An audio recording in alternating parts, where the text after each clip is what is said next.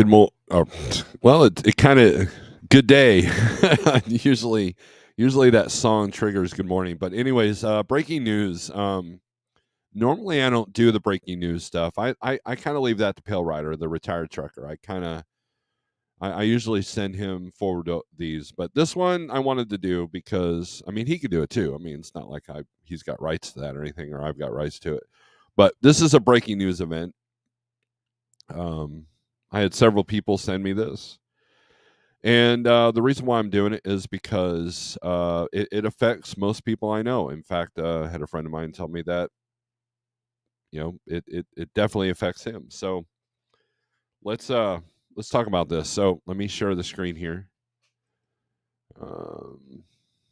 This just shows you how brutal this market is, right? All right. Freight broker Surge Transportation files for bankruptcy.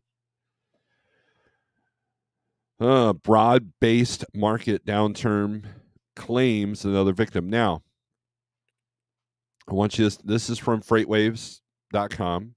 This is their news section. As you can see, they've got this dude talking, and they've got the unmarked trucks. All right, so let's see. Let's move my microphone over here. Surge Transportation, a digital freight brokerage founded in 2016 by Omar Singh and based in Jacksonville, Florida, has filed for Chapter 11 bankruptcy protection in the Central District of Florida, according to filings. Now, here's where, I mean, this whole thing's important. So 13 of its top 20 creditors are factoring companies that pay small carriers. 13 of the 20. Officials at Surge told FreightWaves that the company is working with a financial sponsor and hopes to get its bankruptcy plan approved on a hearing on Wednesday, which is tomorrow. Over the past 7 years, Surge grew to a workforce of more than 100 people and earned gross revenues of approximately $150 million in 2022.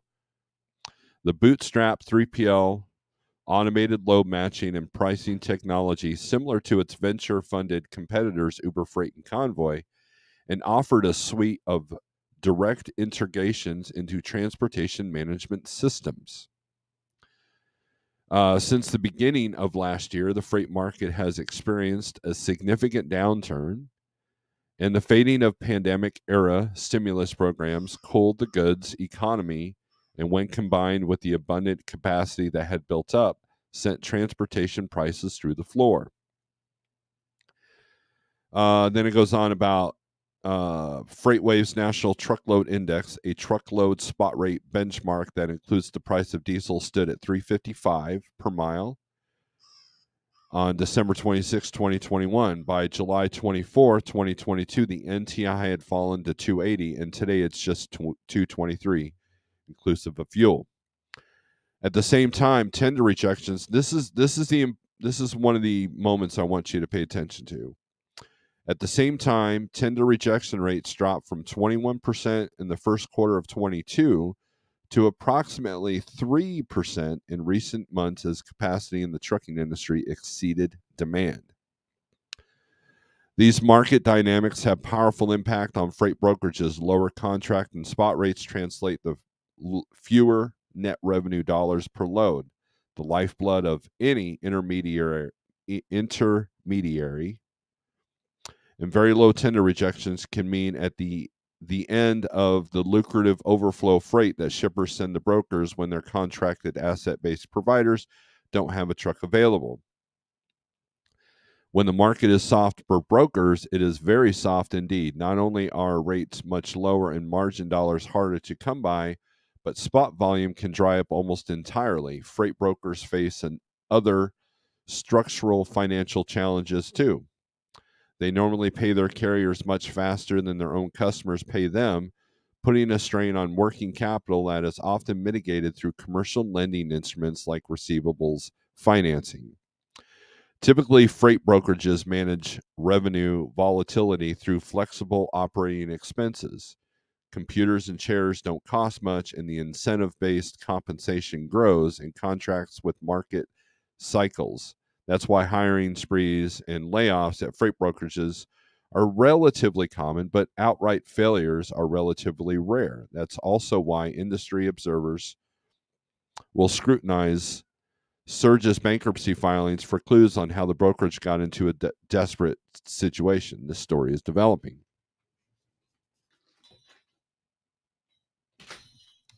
Now, you'll have to forgive me for the interruptions. This is the middle of the day, but I wanted to get this out here, and we'll talk more about it tomorrow. But we can talk about it a little bit today while I'm not doing much. Let's look at the comments here. Surge Transportation helped run the trucking industry into the ground the past 24 months. Good riddance, says DPP. And then Rico says they take 20, 30%, so how can they bankrupt? They don't pay drivers. Try don't pay equipment. Try use carrier insurance if something happens. So they have only paycheck to people who answer on phone and offer $1 per mile. Arrest them. People wonder why people don't respect truck drivers. Anyways, so yeah, big news because I know that like trucking has done surge loads. I know a couple other small carriers that have done surge loads, and yeah. So I mean, it's now. So my history with surge is that they never. You might get them up $50 to $100. Now I haven't done. I looked through my files, and I haven't booked a surge load for one of my trucks for at least a year. Now, not saying that like trucking's got any surge loads out right now, but the trucks that I've dispatched, there's not one surge from.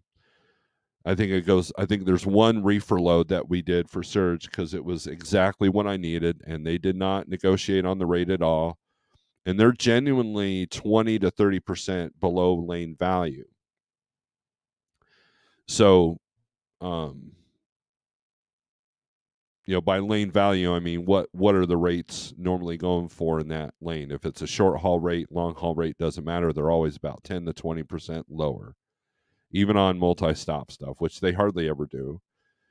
And they were one of the ones that were using the AI pricing tools to get the pricing down. So there might have been a time that you might have got them up $100, maybe $50, but beyond that, they were pretty solid. They're kind of rude on the phone, and so, but that's just a personal opinion. But anyways, how does so this paragraph reads, over the past 7 years, Surge grew to a workforce of more than 100 people and earned gross revenues of approximately $150 million in 2022. So how does this fall apart in 23? We're only halfway into 23. How does that fall apart? Now, the fact that rejection rates went from 21% to 3%, that's a big part of it. But maybe in the 7 years they didn't learn that these markets change. Maybe they didn't prepare for that. So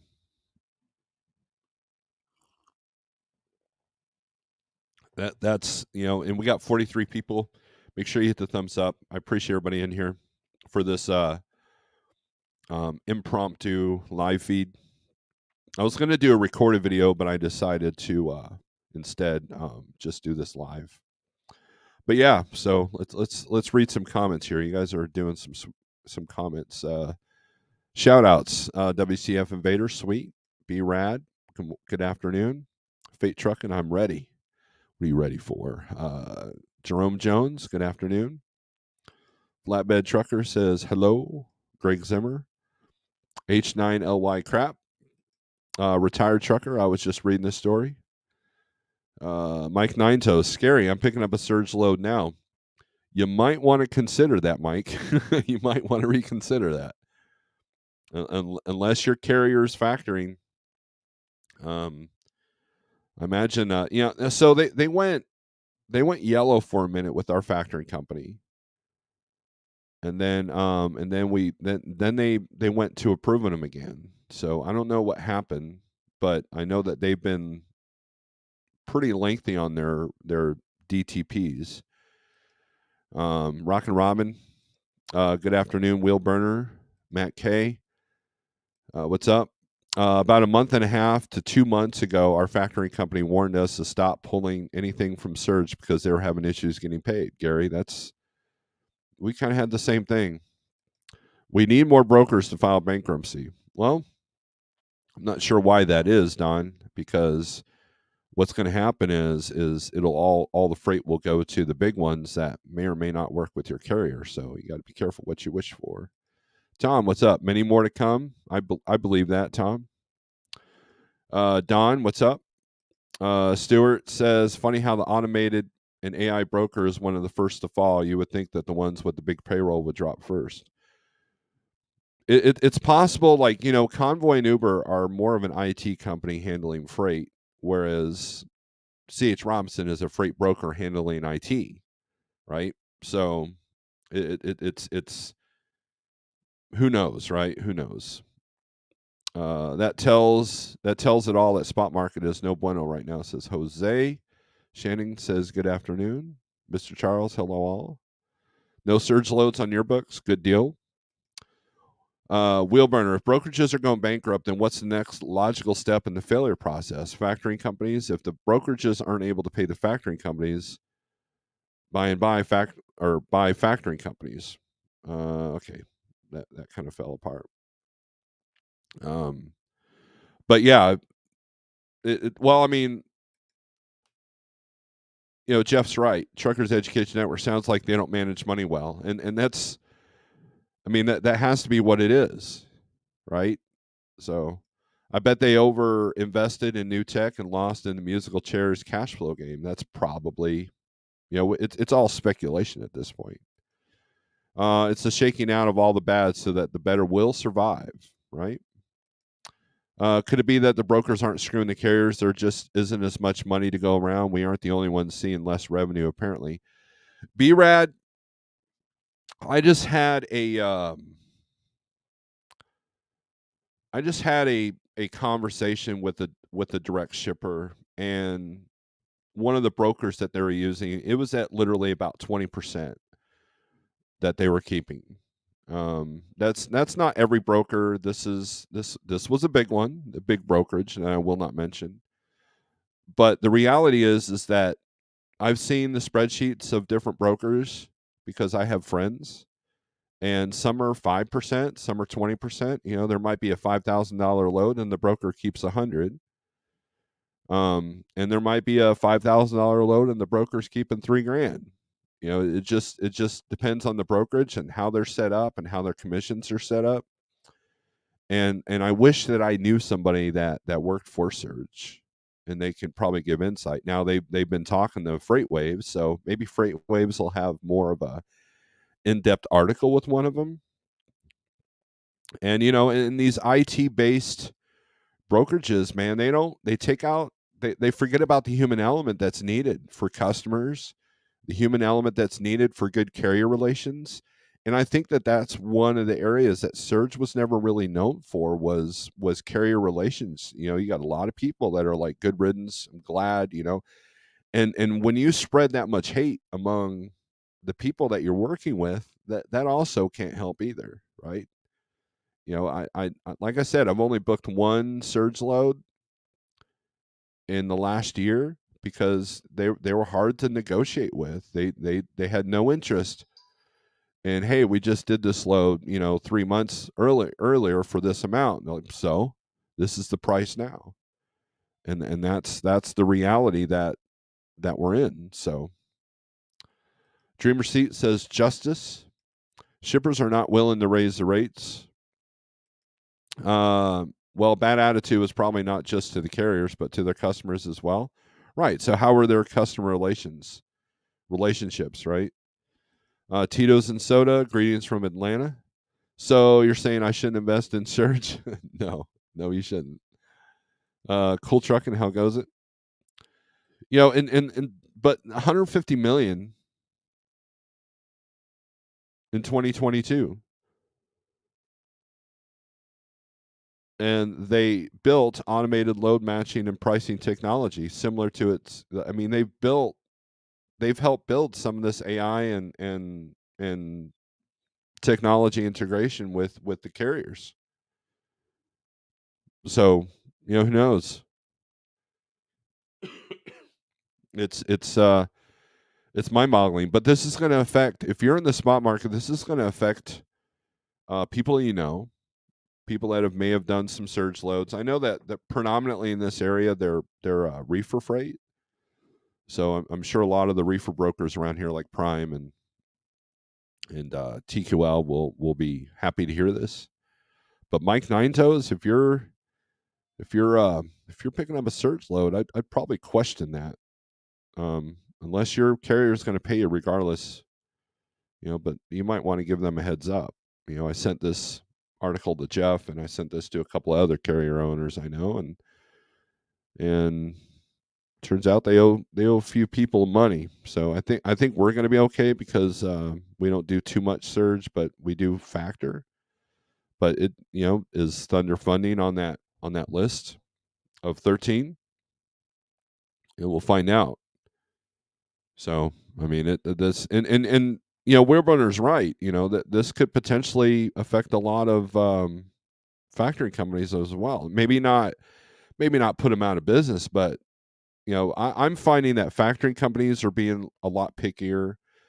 There's this, a lot of there's a lot of changes going on in the broker world. And let me give you an example. Another big brokerage emailed me, and for Rig Runner, and they were like, "Hey, we need you to fill out this diversity form for your carrier."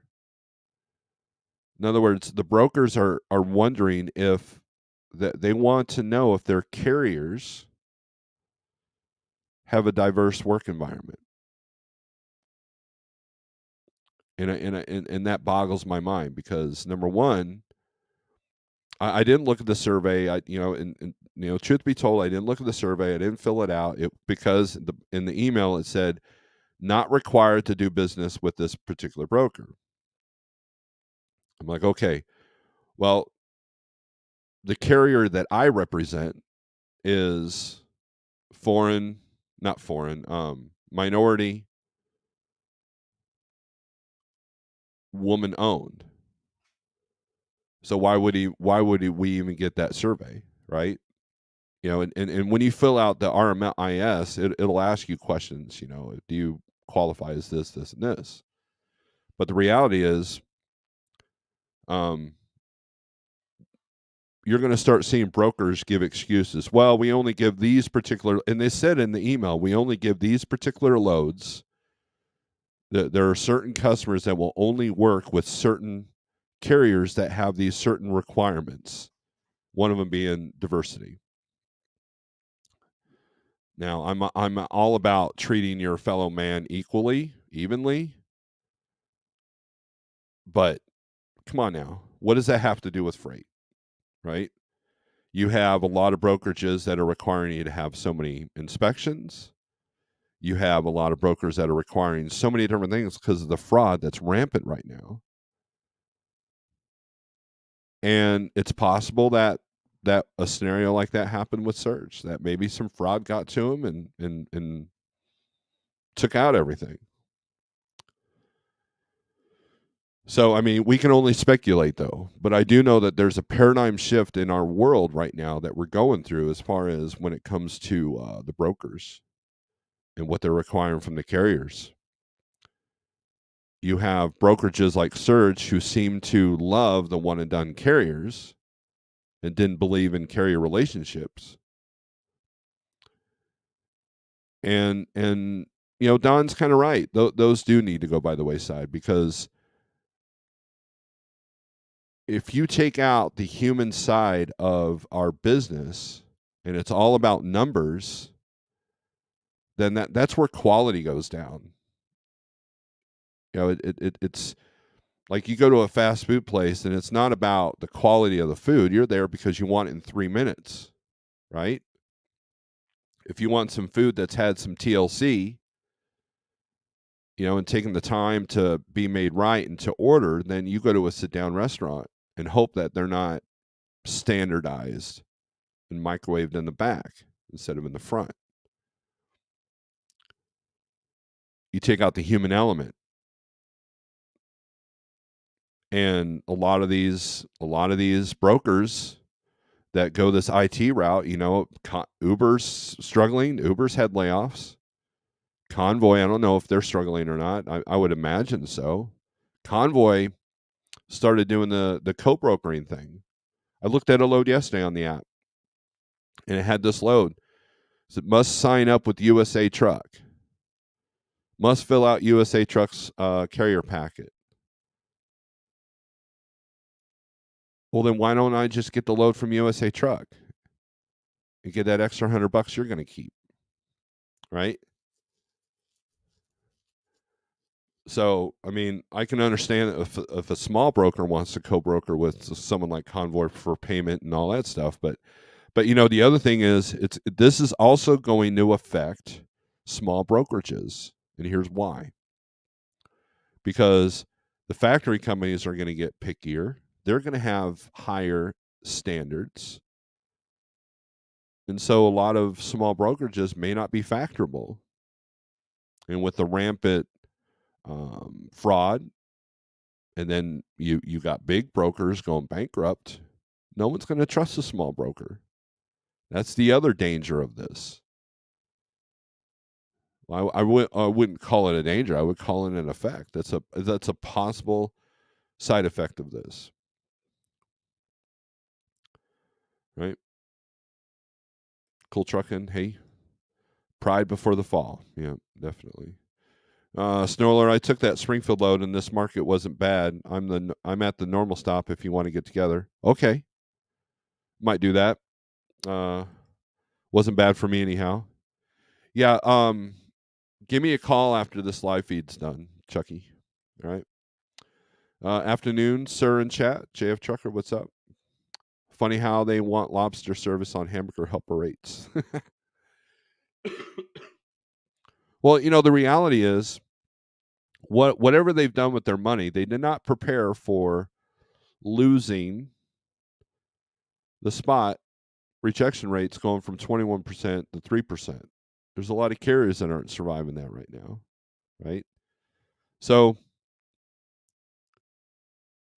brokerages like C.H. Robinson, TQL, I mean, Surge is only 7 years old. Hell, I've been in the spot market longer than they've been. They probably started about the same time I did. And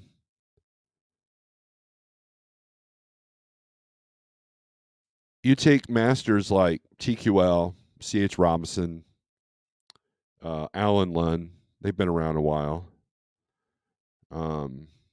Nolan.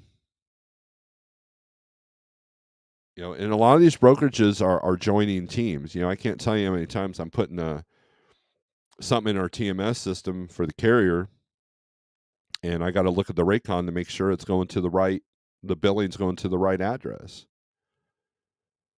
Like Molo was bought out by somebody, and like Uber acquired Transplace. It acquired them and acquired their contracts, and then ousted those people.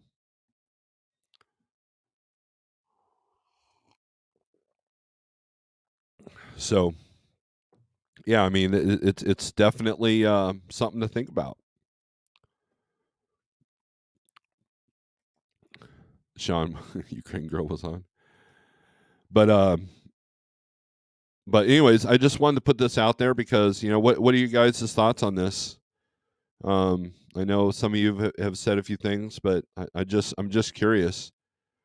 This is one of the volatile elements of being in the spot market, especially if you're a single truck or 2 or 3 truck carrier, small carrier. This could be. What if you were one of the lucky few or unlucky few that was doing 90% of your freight with Surge? Maybe they had the customer you service in the area, and you did their loads to get out of the house or something because you had no other choice. This could be all of your revenue.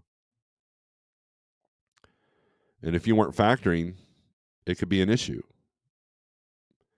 a more serious issue. But like I said, I'd be curious to see this list of the 13 factoring companies that are on this. So just just be aware.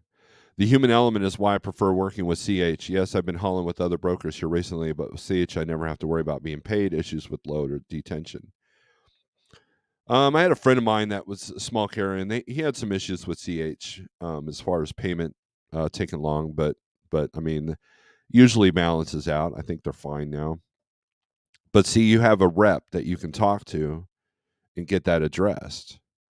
We have an Uber Freight rep, and we've had to utilize him when their check failed, when their check said that we weren't doing what we were supposed to do as a carrier. Convoy, we had a rep that used to email us a lot. I haven't seen one of her emails in a while. I actually friended this chick on Facebook, and she left. She's no longer with Convoy. So I mean, this comes and goes, right? So I mean, just I see the same shipper here in Springfield that goes through 5, 6, 8 different brokers. That one broker will get it for a month, and then another broker will get it for a month, and another broker will get it for a month. And I can tell the different brokers on because the rate generally stays the same. Well, I take it back. Their rate might generally stay the same, but then it fluctuates whether I can get them up or down. Well, I don't try to get them down, but I'm just saying whether it's up or down on the rate. Usually when a new broker acquires this particular shipper in Springfield, they're getting it. They undercut the other broker, so now I'm struggling to get even 10% from where I was before. And I've been seeing a lot of that in my area. I was looking for a load for someone and out of Springfield. I was like kind of surprised what I was seeing because I haven't paid attention to my own area in quite a while. So Tom says when there's issues on a convoy Uber load, it never gets resolved quickly. It could be days and that's optimistic. Tom, I'll tell you a story with convoy. So I took about a month off for Christmas, and then my first load was like 2 days after Christmas, and it was a convoy load. I was picking up a load of pallets out of the Casey's DC in Joplin, taking it to Springfield. I got I think I booked it for $600 for 78 miles. Hey, can't go wrong. So I go to show up, and there's another driver there. I put in the app that I'm arrived, in the whole 9 yards, and they're like, "What's your pickup number?" And I recognize the pickup numbers for the pallet loads. They're usually a 360 number. I was like, "It's this number," and she's like, "Huh." I'm like, "Oh boy, here we go." So the other guy gives her a similar number, and she's like, "Well, your number is good, but we've only got half that, and then your number doesn't even exist. So you need to call your dispatcher." Of course, that means I need to call the broker. So I call Convoy, tell them what's up. They're like, "Okay, we will verify this." I'm like, "All right." He goes, "Don't leave." Okay. So I'm waiting in this parking lot. I'm waiting. And I go back in. It's like, "Any word?" "No." I call Convoy. "No." I'm like, "Okay, what are we doing here?" So I called Convoy for the third time and said, "Hey, man, what's going on here?" "Well, we need to verify from the customer that they have no product. How about we talk to them directly here?" And I actually went into the receiving office or shipping office and said, "Hey, would you tell this guy on Convoy that you're the shipping clerk and that you have no load for me?" And I handed him my phone. And the nice lady goes, "Hey, yes. Is the number this?" "Yeah, we don't have that product. We don't have enough product. There is no load here for you." So I get back on the phone. I'm like, "Hey, so are we good?" Yes, am I safe to leave? Because if you leave before they confirm it, then they won't give you your tow new. I at least want my $150 for going 60 miles. And finally, after about half more hour, they're like, yeah, go ahead and leave. I'm like, email me the fact that you're telling me to leave, please, because I want this on. And it took about 2 days to get that tow new. See, and that's the element that will hopefully take these tech companies out, because you have to have the human element.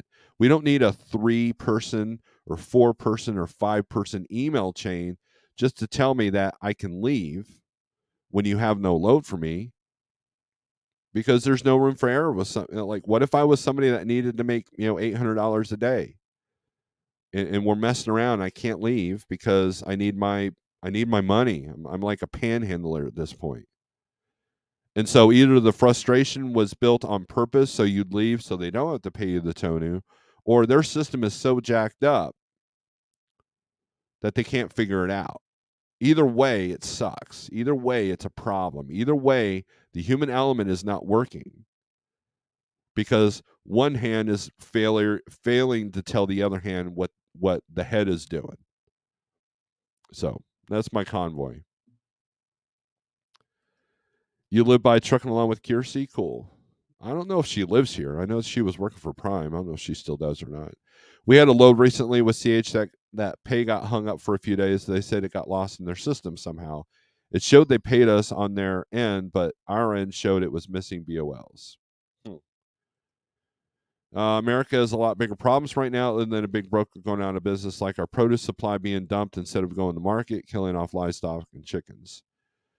I understand that, Bill. I can't solve all the problems. I can't talk about all of them. And I have not seen those reports. So your news feed is different than mine. Yes, America does have a lot bigger problems. I'm just reporting the news that affects people I know directly. So I'm not Timcast. He can talk about that. Our rep took care of us after glitch cleared. They added a few bucks on for the delay and stress. There you go. That's the human element I'm talking about. I will gladly work with CH all day and every day. And for you people that say they're cheap and heavy and whatever, go ahead, keep thinking that. Stay out of my lane, right? Stay out of my lane. So, but anyways, quick live feed. We're not going to dwell on this. I just wanted to give everybody a heads up. Freight broker surge transportation files for bankruptcy. Breaking news. Go to freightwaves.com. Here, let me put the link. Let's not be an ASS to FreightWaves. And there's the article if you want to check it out for yourself. And you're like, Steve, you don't know how to read. You're an idiot. In fact, I'm giving you 2 thumbs down. Well, here's a link to the article right there. You can read it yourself, and then you can leave a hopefully better spelled comments than Rico. So, anyways,